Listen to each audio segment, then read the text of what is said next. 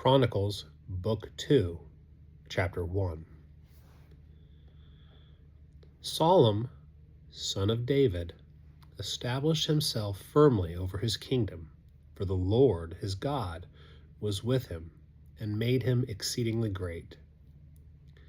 Then Solomon spoke to all Israel, to the commanders of thousands and commanders of hundreds, to the judges and to all the leaders in Israel, the heads of families.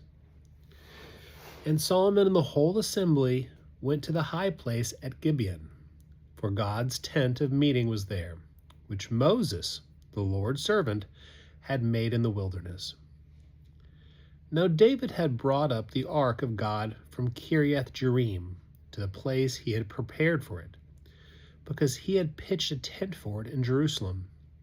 But the bronze altar that Bezaleel, son of Uri, the son of Hur, had made was in Gibeon, in front of the tabernacle of the Lord. So Solomon and the assembly inquired of him there. Solomon went up to the bronze altar before the Lord in the tent of the meeting and offered 1,000 burnt offerings on it. That night God appeared to Solomon and said to him, "Ask for whatever you want me to give you."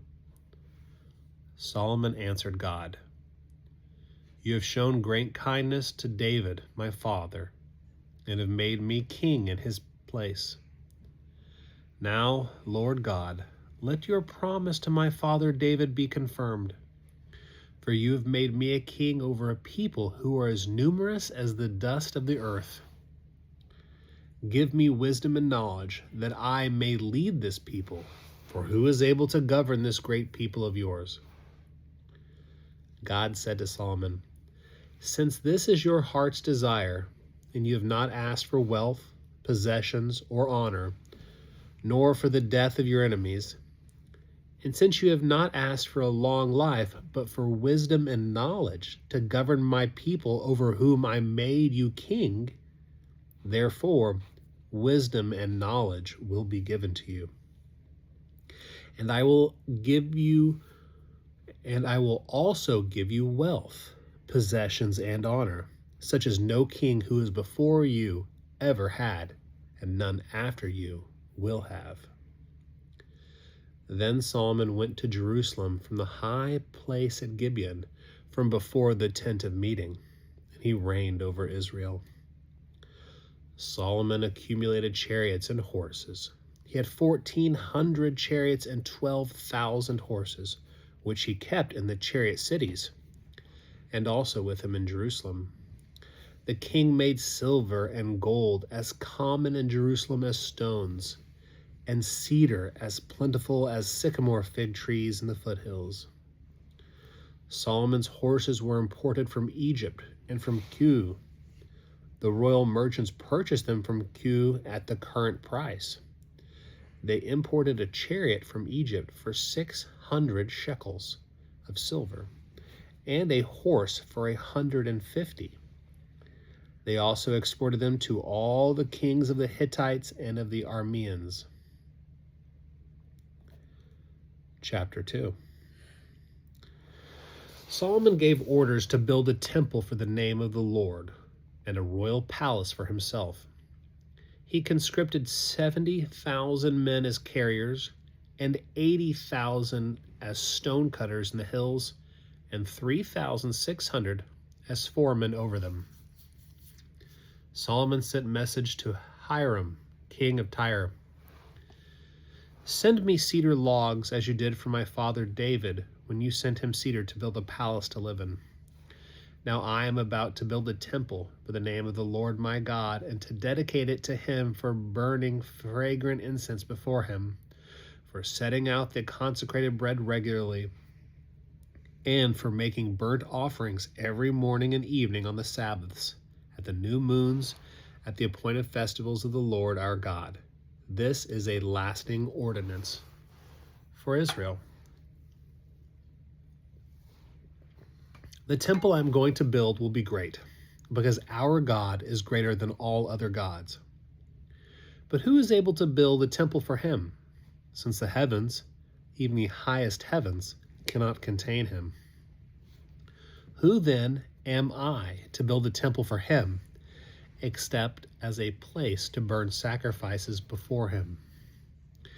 Send me, therefore, a man skilled to work in gold and silver, bronze and iron, and in purple, crimson, and blue yarn, and experienced in the art of engraving, to work in Judah and Jerusalem with my skilled workers, whom my father David provided. Send me also cedar, juniper, and algum, logs from Lebanon, for I know that your servants are skilled in cutting timber there. My servants will work with yours to provide me with plenty of lumber, because the temple I build must be large and magnificent. I will give you servants, the woodsmen who cut the timber, 20,000 cores of ground wheat, 20,000 cores of barley, 20,000 baths of wine, and 20,000 baths of olive oil. Hiram, king of Tyre, replied by letter to Solomon, because the Lord loves his people, he has made you their king. And Hiram added, Praise be to the Lord, the God of Israel, who made heaven and earth. He has given King David a wise son, endowed with intelligence and discernment, who will build a temple for the Lord and a palace for himself. I am sending you Huram-Abi, a man of great skill, whose mother was from Dan and whose father was from Tyre. He is trained to work in gold and silver, bronze and iron, stone and wood, and with purple and blue and crimson yarn and fine linen. He is experienced in all kinds of engraving and can execute any design given to him. He will work with your skilled workers and with those of my lord David, your father. Now let my lord send his servants to the wheat and barley and the olive oil and wine he promised. And we will cut all the logs from Lebanon that you need, and will float them as rafts by sea down to Joppa. You can take them up to Jerusalem. Solomon took a census of all the foreigners residing in Israel. After the census his father David had taken, and they found to be 153,600. He assigned 70,000 of them to be carriers, and 80,000 to be stonecutters in the hills, with 3,600 foremen over them to keep the people working. Chronicles chapter 3.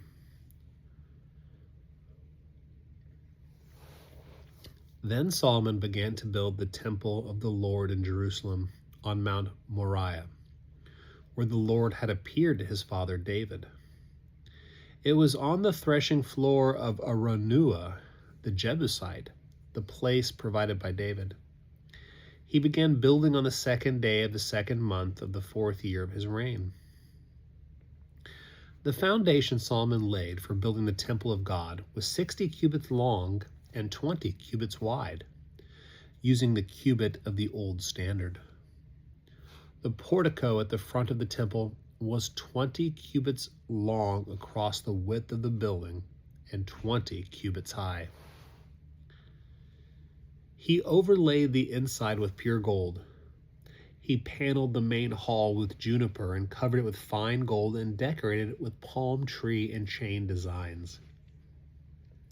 He adorned the temple with precious stones, and the gold he used was gold of Paravium.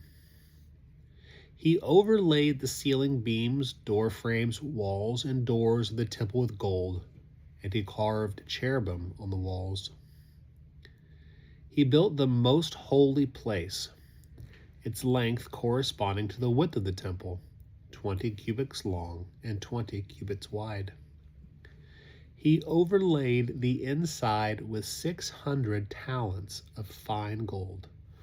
The gold nails weighed 50 shekels. He also overlaid the upper parts with gold. For the most holy place, he made a pair of sculptured cherubim and overlaid them with gold. The total wingspan of the cherubim was 20 cubits. One wing of the first cherubim was 5 cubits long and touched the temple wall, while its other wing, also 5 cubits long, touched the wing of the other cherubim. Similarly, one wing of the second cherubim was 5 cubits long and touched the other temple wall. And its other wing, also 5 cubits long, touched the wing of the first cherubim. The wings of these cherubim extended 20 cubits. They stood on their feet, facing the main hall. He made the curtain of blue, purple, and crimson yarn and fine linen, with cherubim worked into it. For the front of the temple he made 2 pillars, which together were 35 cubits long, each with a capital 5 cubits high. He made interwoven chains and put them on top of the pillars. He also made 100 pomegranates and attached them to the chains. He erected the pillars in the front of the temple, one to the south and one to the north. The one to the south he named Jachin, and the one to the north he named Boaz.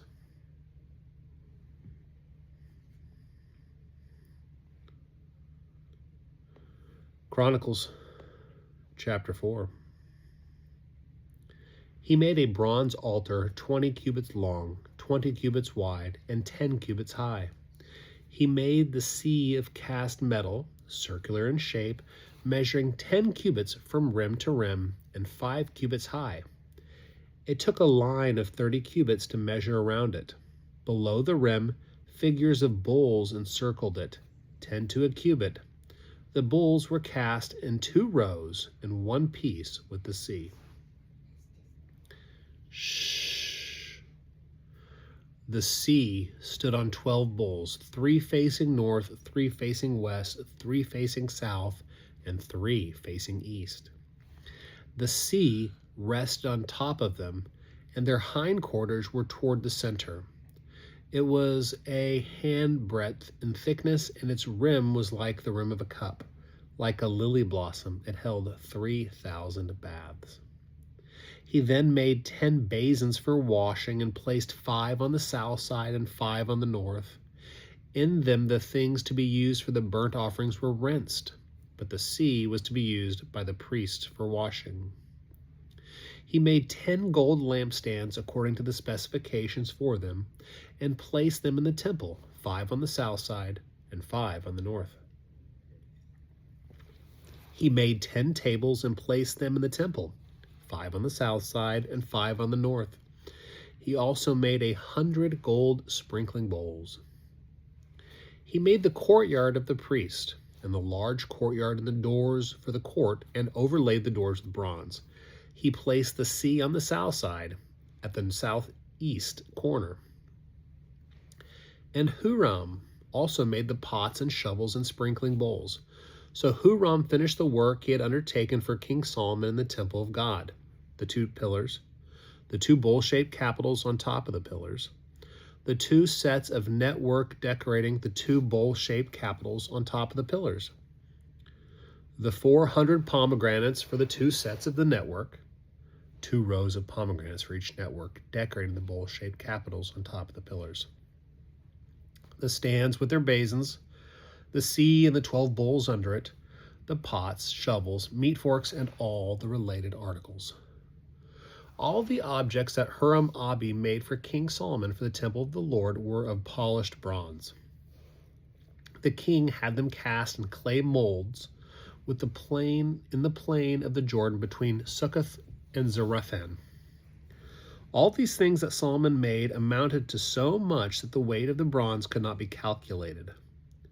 Solomon also made all the furnishings that were in God's temple: the golden altar, the tables on which the bread of the presence, the lampstands of pure gold with their lamps to burn in front of their inner sanctuary as prescribed, the gold floral work and lamps and tongs, they were solid gold, the pure gold wick trimmers, sprinkling bowls, dishes, and censers, and the gold doors of the temple, the inner doors to the most holy place, and the doors of the main hall.